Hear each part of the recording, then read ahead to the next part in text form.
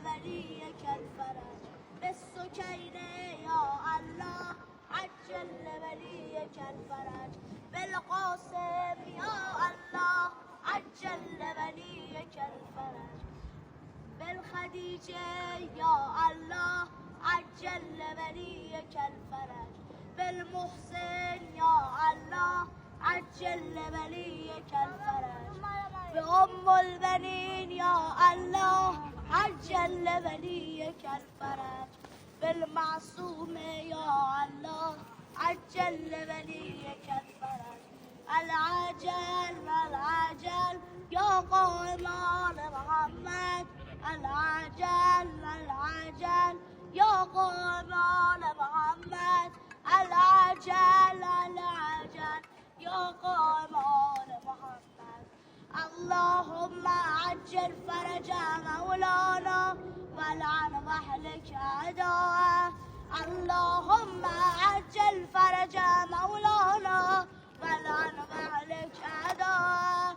اللهم عجل فرج مولانا والعن واهلك أعداءه يا رب الحسين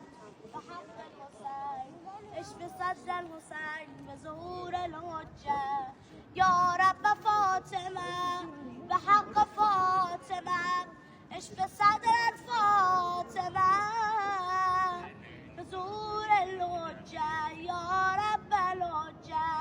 بحق الحجة اشف صدر الحجة بظهور الحجة بسم الله الرحمن الرحيم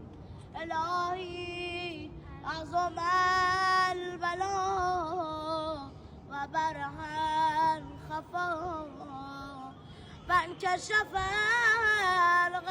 الغطاء وانقطع الرجاء وضاقت الأرض ومنعت السماء وأنت المستعان وعليك المشتكى وعليك الموفل في الشدة والرخاء اللهم صل على محمد وآل محمد أولي الأمر الذين فرضت علينا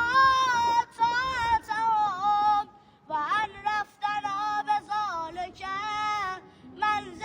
منزلتهم ففرج عنا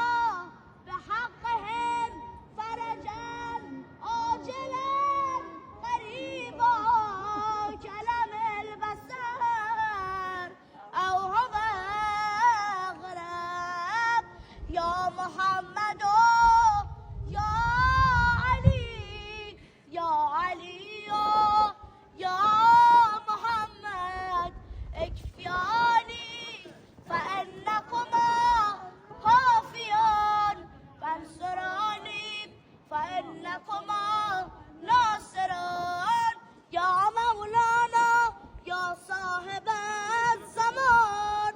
الغوث الغوث الغوث أدركني أدركني أدركني